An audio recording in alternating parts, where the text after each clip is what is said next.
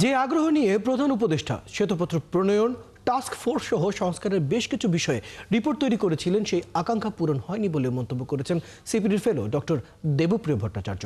দুপুরে সিলেটে centre for policy ডায়ালগের উদ্যোগে নাগরিক প্ল্যাটফর্মের প্রাক নির্বাচনী আঞ্চলিক পরামর্শ সভা শেষে সাংবাদিকদের প্রশ্নের জবাবে এসব কথা বলেন তিনি।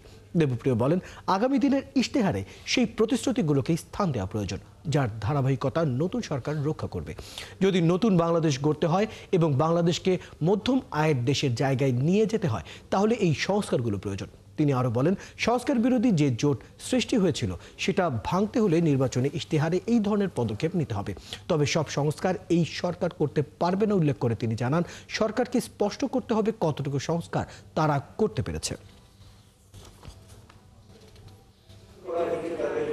এই বর্তমান সরকার যে আগ্রহ উৎসাহ নিয়ে, বিশেষ করে প্রধান উপদেষ্টা যে উৎসাহ নিয়ে শ্বেতপত্র এবং অন্যান্য যেগুলো যেই টাস্কফোর্স রিপোর্ট বা অন্যান্য তৈরি করেছিল, আমাদের পরিতাপের জায়গা হলো যে প্রধান উপদেষ্টার ওই আকাঙ্ক্ষাটা, ওনার যে সাথে সহযোগীরা এবং যে আমলাতন্ত্র সাথে আছে, তারা অতখানি এগিয়ে নিতে পারে নাই।